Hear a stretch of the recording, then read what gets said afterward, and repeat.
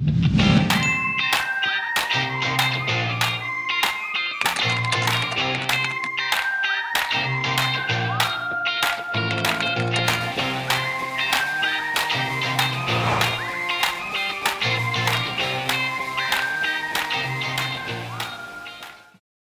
또 그 시황 오늘 그 강구현사님 나와 있는데요. 네. 제가 또 가장 아끼는 또 제가 그 신입 때 받아서 또 트레이닝 시킨 또 직소 후배 아니겠습니까? 직소 후배. 네, 지금 수원 영통 지역이 지금 굉장히 좀 핫하다고 합니다. 뭐 어떤 분으로? 네, 강구현사님 왔다 이렇게 또 인사 나누러 오신 분들 많으시고 저희 또 3% 저희 구독자분들이 전국에 다 계시거든요. 예. 수원 지역은 이제 강파고가 접수한다. 네, 강구현사님이 상당히 또 핫하다고 하니까 그분 한번 모셔보시죠. 알겠습니다. 네. 예.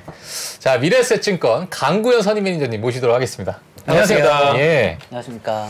아니 근데 강구현 선임이 워낙 인물이 맞아요. 워낙 유명하잖아요. 미래에셋에서. 맞습니다. 예. 네. 사실 이게 잘생긴 사람이 좀 불편해요. 이게 실력보다 이제 외모가 주목받으면 저는 뭐 평생 그런 일이 없었는데 언제나 실력 그대로 평가받았는데 또 외모가 뛰어나면 실력이 좀 평가 잘하다고 외모가 또 평가받거든요. 근데 우리 강구현사님 외모보다 사실 실력이 뛰어난 남자입니다. 아 그래요? 네, 제가 보증하죠. 알겠습니다. 네. 부끄러워서 댓글을 못 보겠네요. 네. 댓글 안 본 게 좋습니다. 알겠습니다. 그냥 한 말이거든요. 그러니까 악플 점점 나옵니다 이제. 네. 예. 안티 만든 이거 약간 돌려가 느낌이 나나? 아닌데? 어떡하죠? 네, 제가 많이 사랑합니다. 마지막 방송을 그냥 아주. 네. 예. 제가 어쨌든 사회자석에 앉아서는 우리 강구현사님과 마지막으로 대면하는 자리라 제가 약간 너설에 약간 반가워서 인사 나눠봤고요. 네. 오늘 또 시장에 대한 어떤 뉴스 좀 업데이트 부탁드려도 될까요? 네. 어제 시장은 좀 많은 투자자들이 걱정을 했던 시장이었던 것 같아요.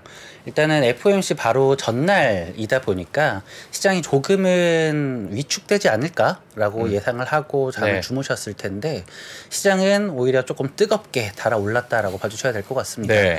FOMC 경계감에도 불구하고 인플레 하락에 대한 기대를 좀 자극시킬 수 있는 이슈들이 나왔거든요.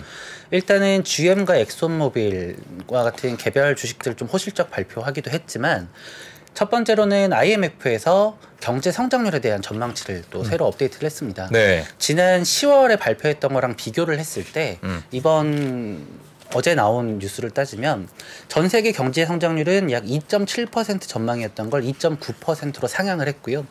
그리고 미국의 경우에는 1%에서 1.4%, 중국의 경우에는 4.4%에서 5.2% 성장을 전망을 했습니다. 유로존도 플러스 0.5%에서 0.7% 성장으로 전망을 했고 안타까운 거는 대한민국의 성장률을 2%에서 1.7%로 소폭 꺾었다. 대한민국만? 네.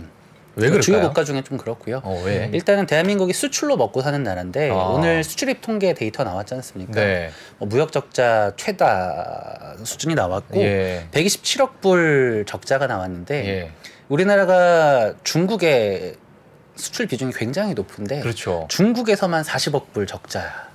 아니 근데 이제 리오프닝 하면서 좀 괜찮아질 거라고 볼 수 있지 않을까요? 어떻게 뭐 일단 전반적으로 리오프닝에 대한 기대감은 있는데 아직 실적으로는 확인이 안 되고 있다 정도이고 문제는 리오프닝에 대해서 시장이 기대감을 갖기 시작한 게 11월 말입니다.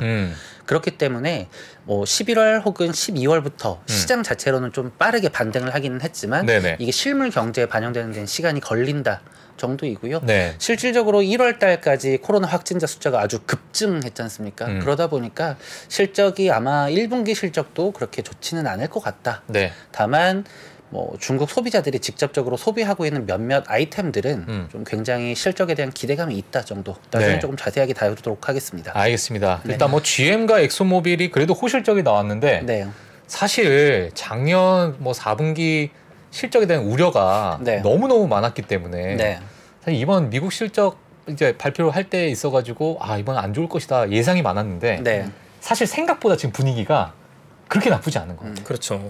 물론 가이던스를 워낙 낮췄기 때문에 그럴 수 있을 것 같기도 한데 어제 시장이 좀 굉장히 특이했던 게 단순하게 시장 매크로 환경이 아니라 개별 기업들의 가이던스를 좀 살펴보면은 그동안에 맥도날드, 스타벅스 이런 필수 소비재들의 주가 상승률이 굉장히 좋았잖아요. 근데 어제 맥도날드는 조금 꺾였어요.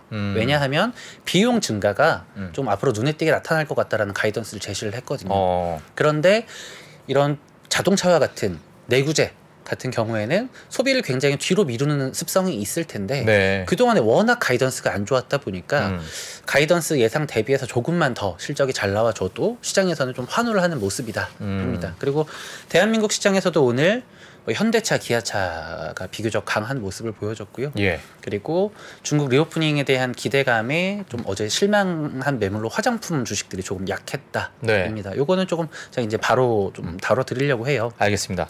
어쨌든 오늘 FOMC가 있고 25bp 금리 인상이 확실시 되고 있지만 시장은 파월 의장의 코멘트가 어떻게 나오느냐에 따라서 조금 변동성은 나올 수가 있겠다. 네. 그럼에도 불구하고 굉장히 재밌는 게 오늘 밤에 FOMC에서 25bp 금리 인상 확률이 뭐 페드워치에서는 99.9% 나왔거든요. 근데 더 재밌는 거는 네. 3월 달에 25bp 금리 인상이 시장의 컨센서스잖아요. 네. 근데 그동안에 50bp 올릴 수도 있어 라고 전망하는 비율도 있었고 예. 뭐 75bp도 있었는데 굉장히 깜짝 놀랄 만한 사실은 예. 금리 인상 3월 달엔 안 할 거야 라는 비율이 14%가 나왔습니다. 25bp 금리 인상 확률이 86%고 3월 달에는 아예 금리 인상 안 할 수도 있어 라고 트레이더들이 좀 투표를 해놨어요. 예. 지금의 연준은 물론 희망의 를 돌리는 걸 수도 있지만 예. 지금의 연준은 굉장히 특이하게 과거의 어떤 연준과도 달리 시장과 소통을 하고 있는 연준이거든요. 예. 뭐 물론 최근에 시장이 가파르게 반등하고 있고 파월의 의장이 좀 쓴소리를 하면 시장이 좀 꺾일 수도 있겠지만 네. 벌써 트레이더들은 3월에 금리 인상 안 할 수도 있어를 일부 반영하고 있다라고 봐주셔야 될 것 같습니다. 그 지금 약간 지금의 FOMC를 긍정적으로 보시는 분들은 야 25bp고 이제 조금 있으면은 금리 인상이 사라질 거야 이제 안 할 수도 있어.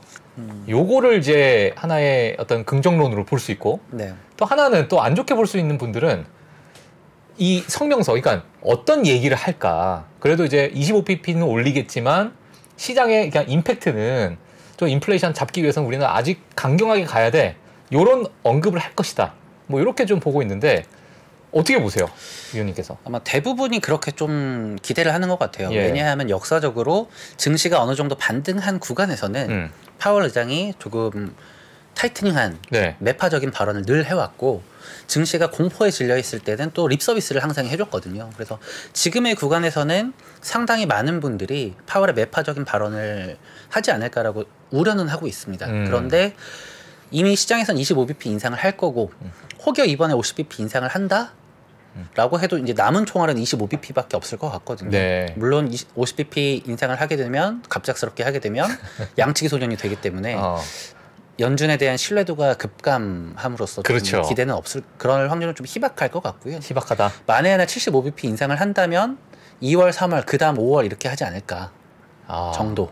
예. 굳이 75bp 인상을 한다면 지금 시장 기대치만큼 25bp씩 2번 하지 않을까.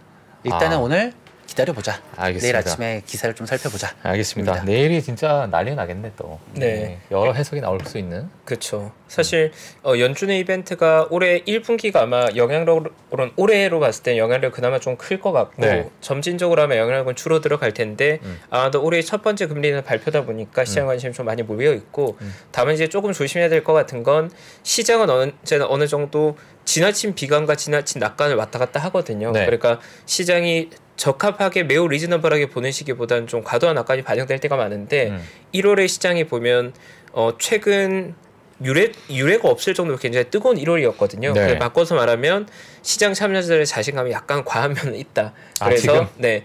너무 지나치게 낙관하는 건 좀 경계해야 될 필요가 있다는 얘기도 꽤나 나오고 있고 네. 저 역시도 연준이 바라보는 뷰와 월가가 기대하는 것 사이에 갭이 약간 있을 수도 있지 않을까. 지금? 네, 그래서 내일 우리가 발표를 좀 긴장감을 가지고 볼 필요는 있지 않을까. 네. 그래요. 네, 파월이 그렇게 지금 시장에 그렇게 아주 힘을 실어주면 코멘트가 나올 것 같진 않은데요. 그러니까요. 개인적으로. 그러니까 저는 개인적으로 네. 아직 인플레이션이 아직은 그래 목표치에 좀 멀어 있고. 그렇죠. 근데 지금 너무 비둘기파적으로 얘기를 하면 너무 좀 과열되는 현상이 일어나지 않을까라는 생각이 좀 들어서 그 부분에 대해서 좀 강하게 얘기하지 않을까. 그럼 시장이 또 출렁거리고. 이런 게 이제 재밌는 것 같아요. 이제 연준의 생각, 또 파월의 코멘트, 또 시장의 기대감, 또 참여하는 투자 주시는 우리들의 생각고 약간 그 밸런스가 그 너무 어렵다. 이게 어려워. 센시티브한 문제죠. 굉장히. 재미죠. 그래서 주식이 재밌다. 그렇죠. 그렇죠. 알겠습니다. 일단 뭐 내일 한번 기대해 보도록 하겠습니다. 그 화장품 쪽 요즘 시장에 뜨거운데 화장품 이슈 정리해 주신다고 어떤 내용일까요? 일단은 차트 한 번만 띄워주시길 부탁드리고요. 어제 저녁에 LG생활건강 컨퍼런스 콜이 나왔습니다. 중국의 리오프닝에 대한 기대감으로 대한민국의 화장품주들이 굉장히 강세를 보였어요. 비교적. 이 노란색 음영 처리한 게 홍콩항생지수는 지난 11월 바닥에서 53%, 이건 주봉이고요. 그리고 LG생활건강은 이제 일봉인데 둘 다 11월 바닥 대비해서 각각 53%와 38% 상승을 했습니다. 그런데 오늘 LG생활건강이 7%짜리 음봉을 뚫어맞았어요. 저는 어제 그 LG생활건강의 컨퍼런스 콜을 듣고 오늘 아침에 화장품 주식들 모두 다 그냥 팔았어요? 청산을 했거든요. 왜요? 일단 어떤 발음을? LG생활건강의 컨퍼런스 콜이 가이던스까지도 굉장히 안 좋았다. 일단 4분기 실적이 나왔는데 리오프닝이 11월부터 조금 기대감이 나와서 시장에서는 시세 분출이 시작이 됐고 12월부터는 어느 정도 화장품에 대한 소비가 있지 않았을까 였는데 매출은 전년 동기 대비해서 10% 정도 하락을 했고 영업이익이 46% 정도 하락을 했습니다. 46%요? 절반? 야, 주된 원인은 첫 번째로 이 면세점이 완전히 박살이 났는데 면세점에 같은 경우에는 이 보따리상들이 좀 보수를 좀 더 쳐줘 라고 했는데 좀 콧대를 높였다가 그럼 안 해. 그래서 좀 태업하는 분위기가 나면서 면세점이 완전히 좀 속된 말로 폭망하는 그런 제가 약간 여기서 질문 드리고 싶은 게 뭐냐면 4분기 실적이잖아요. 근데 이번 1월 달부터 예를 들면 리오프닝이 이제 막 활성화되니까 이 실적이 이번 1월 달엔 그러니까 1분기에는 좀 괜찮게 나오지 않을까 해서 이게 오히려 또 바닥으로 볼 수 있지 않을까라는 생각을 할 수도 있을 것 같은데 그럴 수도 있을 것 같아요. 그런데 일단은 지금 코로나 확진자 숫자 너무 급하게 급증을 하고 있고 리오프닝이 이제 시작이 되긴 할 거예요.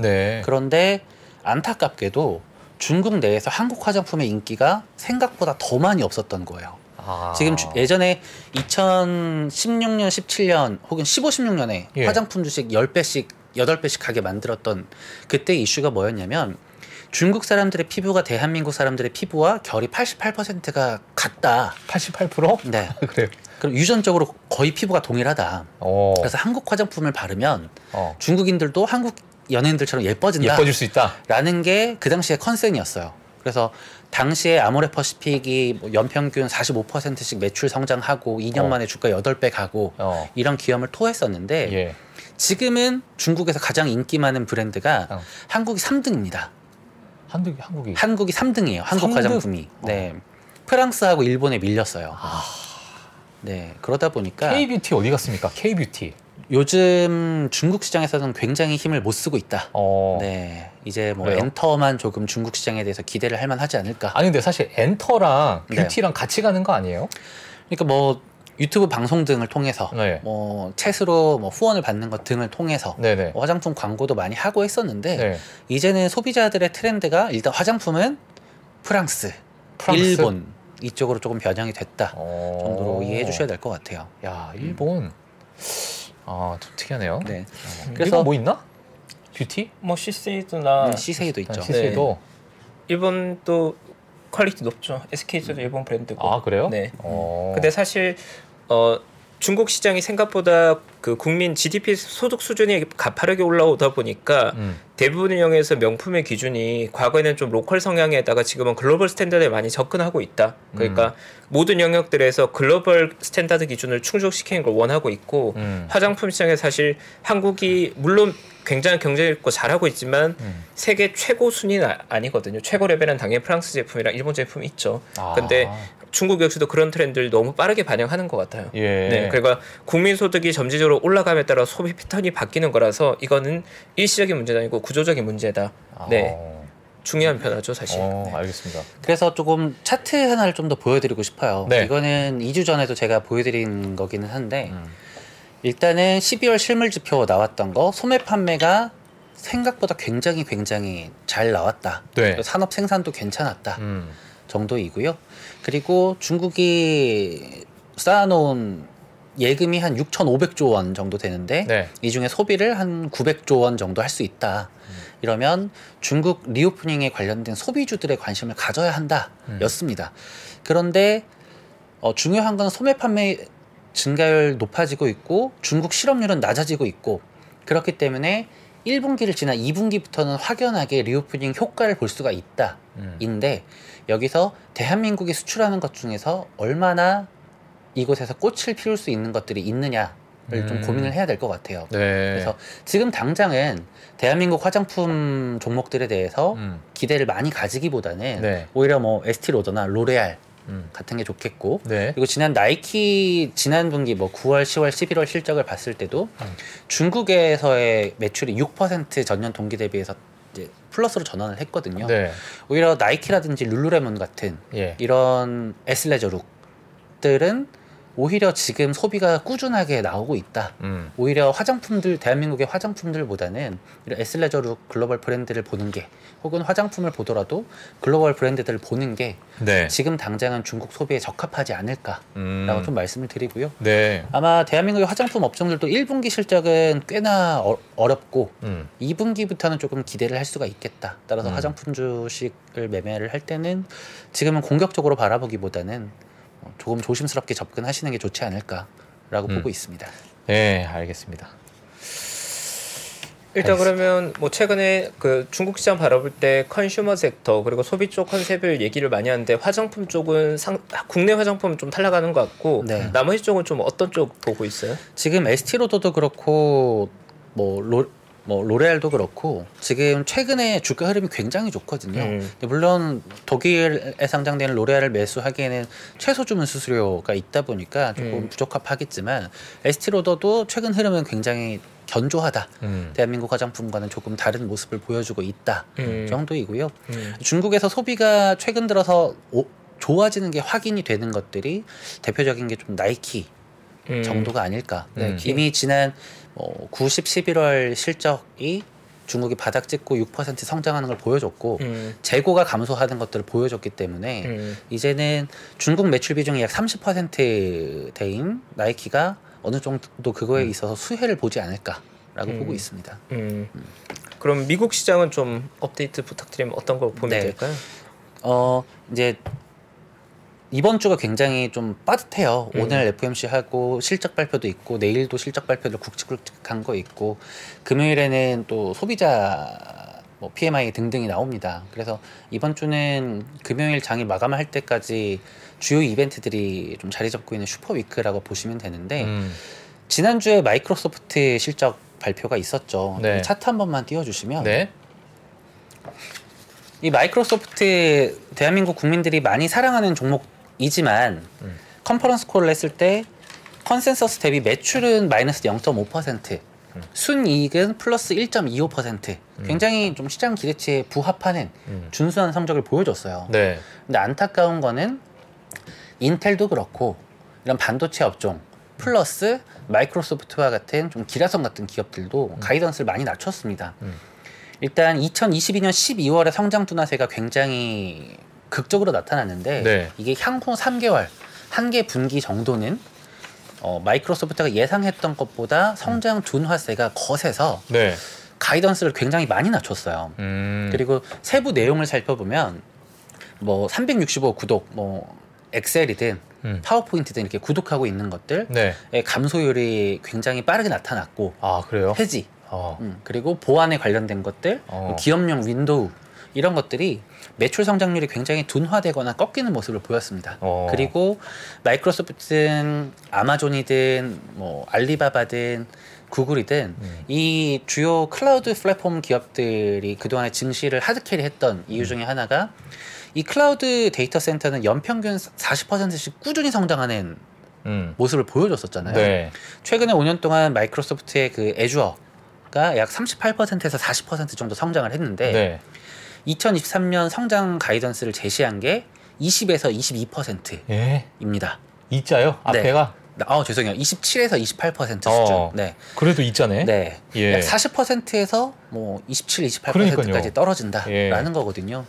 그러다 보니까 시장에서는 좀 마이크로소프트에 대한 성장에 대한 기대가 좀 많이 줄었고 이게 단순하게 밸류에이션을 놓고 보면 이 위에 있는 EPS 얇은 선 그림을 봤을 때 EPS 지속적으로 우상향하네 라고 생각할 수도 있지만 상승하는 각도가 달라졌어요.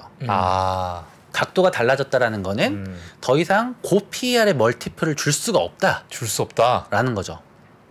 야, 무섭다. 각도가 45도로 하늘 향해서 날아가고 있을 때는 PER 30배 오케이, 40배 오케이 였는데 이제는 이 각도가 마이크로소프트의 실적을 하드킬하던 클라우드 플랫폼이 각도가 20도로 낮아진 거예요.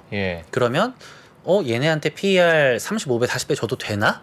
라는 의구심이 생기죠. 그래서 지금 현재 내년 기준으로 23배까지 빠졌어요. 그러니까 밸류만 놓고 봤을 때는 싸진 거는 맞아. 그런데 지금 마이크로소프트의 성장 둔화가 지금이 바닥이냐? 라는 거에 대해서는 아직은 잘 모르겠습니다. 다만 그럼에도 불구하고 미국의 경기가 IMF가 전망했던 것처럼 올해 한 1% 성장 예상했다가 그것보다 더 높게 목표를 좀 수정을 했잖아요. 이것처럼 미국의 경기가 꺾이던 게 생각보다 이른 시일 내에 혹은 조금 더 가파르게 반등을 해준다라고 한다면 이 부분에 있어서 뭐 광고 사업을 영위를 하는 것이든 아니면 구독 서비스를 하는 거든 뭐 이런 플랫폼 기업이든 이런 것들은 경기가 턴어라운드 하고 나서 보통 주가가 오르더라고요. 2008년 리먼 사태 때도 구글이나 마이크로소프트의 주식은 경기가 바닥을 찍고 한두 달 정도 후에 주가가 상승을 했다. 다시 말해서 경기가 바닥을 찍고 나서 조금 더 후행적으로 이런 플랫폼 기업들이 상승을 했는데 지수 대비해서는 조금 느리게 상승을 할 수가 있겠다. 지금 당장은 빅테크 기업들의 목을 매기보다는 다른 먹거리들 조금 찾아보자 정도로 말씀을 드리고 싶습니다. 아니 저는 진짜 이 미국 주식하고 한국 주식하고 정말 차이가 나는구나 라고 생각 들었던 게 뭐냐면 챗 GPT 어찌 보면은 지금 전 세계가 열광하고 있는 챗 GPT에 가장 수혜주는 마이크로소프트잖아요. 근데 마이크로소프트는 가만히 있고 한국은 그냥 챗 GPT에 치음만 들어가도 그냥 난리 법석이니까 지금 벌써 5배씩 올라가고 되게 웃긴 게 PER이 계산도 안 되고 지금 뭐 레인보우 로보틱스도 그렇고 매출 120억짜리 회사예요. 근데 뭐 1조를 훨씬 넘었었잖아요. 1조? 네. 지금 뭐 작년 밸류로 올해 잘 쳐준다라고 해도 뭐 400배, 450배인가 정도의 PER 나오고 또 우리가 희망하는 것만큼 성장을 또 할 거야 해도 내년에 한 170배 정도 PER 나오더라고요. 근데 생각을 해보면 전 세계에서 제일 로봇 짱이 누구예요? 전 세계? 보스턴 다이나믹스. 보스턴. 현대차가 가지고 있습니다. 현대차는 로봇에 리을자도 끼지 않았어요. 이런 걸 보면은 지금 저는 자동차 산업에 대해서 지금 뭐 자사주 매입하고 소각하는 이슈들 때문에 리레이팅이 될 수 있다. 오히려 지금 대중의 관심을 안 가지고 있는 대형주들이 오히려 재밌을 수 있겠다. 추후에. 라고 보고 있습니다. 그러니까요. 그게 그 대형주라고 말씀하시면은 뭐 미국 주식이 될 수도 있고, 대한민국 주식이 될 수도 있고, 대한민국 주식이 될 수도 있고. 지금은 낙폭과대주들이 뭐 빠르게 반등을 하고 있는 구간이기는 하지만 워낙 변동성이 크다 보니 트레이딩에 자신이 없다면 묵직한. 그럼 한 가지만 제가 더 여쭤보고 싶은 게, 그럼 만약에 마이크로소프트가 방금 애저 같은 경우에도 이제 많이 이제 영업이익률이 좀 떨어지고 그런 부분을 말씀하셨잖아요. 클라우드 부분도 마찬가지고. 그러면 지금 뭐 약간의 뭐 챗 GPT나 여러 성장 동력이 될 만한 것들이 지금 붙고 있는 상황인데 저희 이제 투자자들 입장에서는 이게 향후 물론 이게 실적으로 이어질지는 좀 지켜봐야겠지만 이러한 성장 동력이 붙는 상황에서 저희는 투자를 해도 된다? 아니면 안 된다? 어떻게 보시나요? 실제로 일본에서 편의점 열풍이 불기 시작했을 때 주가가 제일 많이 올랐던 거는 세븐일레븐의 편의점 전용 냉장고를 납품하던 회사였어요. 이 회사가 70배 오르는 기염을 토합니다. 그래요?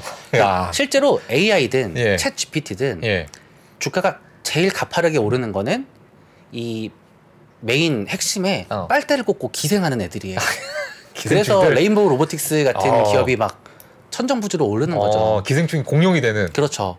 그런 마법. 그런 것들이 있는데 혹시 이걸 굉장히 낮은 가격에서 우리가 잘 잡을 수가 없다 라고 한다면 이런 것 종목들의 트레이딩에 임할 때는 확실히 손절 라인을 확실히 지켜야 된다. 완전 트레이딩 관점으로 가야 된다. 아예 뭐 반토막 넘어갈 수도 있으니 차라리 한 3%에서 5%를 마이너스 손절 라인으로 철저히 지키고 다시 도전을 할 지연정 이런 것들은 좀 투자에 유의하셔야 되지 않을까 이고, 또 하나 재밌는 얘기를 들었던 거는 빅데이터 AI에서 최강자는 우리가 구글로 알고 있잖아요. 근데 구글은 왜 이런 거 안 해?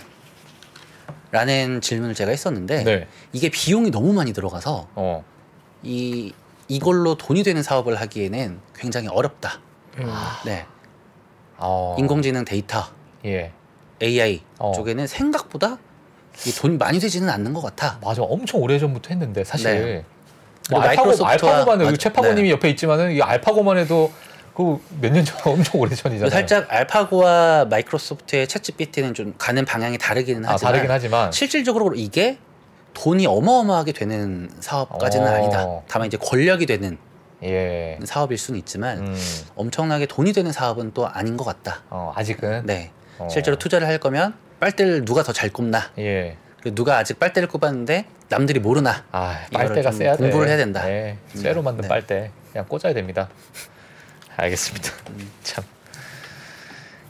그 마지막으로 하나만 더 띄워주세요.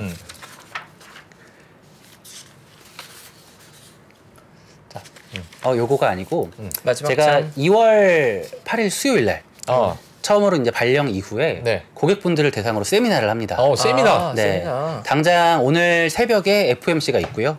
그리고 각 글로벌 빅 플랫폼 기업들의 빅테크 기업들의 실적 발표들이 있고, 그리고 금요일에 서비스 ASM 서비스라든지 제조업 지표들이 나옵니다. 제가 이런 것들을 하나하나 열심히 공부를 해서 1시간짜리 기가 막힌 세미나를 할 예정이니까요. 이 근방에 계신 분들은 참여를 꼭 해주십사 요청을 드리고, 수원 근방에 계신 분들 맞습니다. 신청을 뭐 어떻게 해야 되나요? 일단은 뭐 저희 점포에 수원 영통지점에 전화를 한번 해주십사. 미래에셋증권 영통W는 전화하면 신청할 수 있다. 신청하면 다 받아주시는 겁니까? 생각보다 세미나 장소가 협소해서 20명까지밖에 선착순 20명이요? 들어오질 않더라고요. 야, 우리 가면 20명인데 뭐. 내일 아침에 바로 전화해야겠네요. 그리고 도곡에 계신 고객분들도 조금 아쉬워하셔서 도곡에서 제가 모시던 분들 혹은 뭐 그 지인분들은 제가 또 따로 강남에서 한번 또 세미나를 진행하는 걸로 하도록 하겠습니다. 알겠습니다. 2월 8일 수요일 오후 4시 영통 더블님 가면 강구현 선임 매니저 만나뵐 수 있습니다. 잘생긴 저희 강구현 선임 매니저. 감사합니다. 제가 진행자석에서 또 이렇게 얼굴 본 게 마지막이라서 마지막 인사 한번 또. 어떻게? 저희 워낙 자주 봐서 포옹도 하고 뭐 뽀뽀도 하고. 마음만 전하겠습니다. 알겠습니다. 고생했습니다. 알겠습니다. 오늘 저희 강권선임과 또 시황 같이 정리해봤고요. 제가 또 아끼는 후배다 보니 또 제가 진행자석에 있을 때 오히려 또 날카로운 질문하기가 또 약간 그런 게 있어서 우리 박종훈 팀장과 또 케미를 제가 많이 또 시켜봤는데 오늘 또 시장 잘 리뷰해줘서 감사합니다. 고생하셨습니다. 감사합니다. 저희 빠르게 광고 보고 와서요. 오늘 2부 이어가겠습니다. 지난 여름 특별한 인사이트로 우리를 놀라게 했던 임형록 교수. 그럼 안쪽에 쓸 돈이 있을까요? 없을까요? 비겠죠. 그렇죠. 돈이 없죠. 그래서 여러분이 원하시는 인프라 투자가 안 되는 거예요. 그러니까 급격한 반등은 없다고. 러시아 우크라이나가 뭐 종전이 언제 될는지 저희가 알 수는 없습니다만 벌써 우리 예상 밖으로 길어졌어요.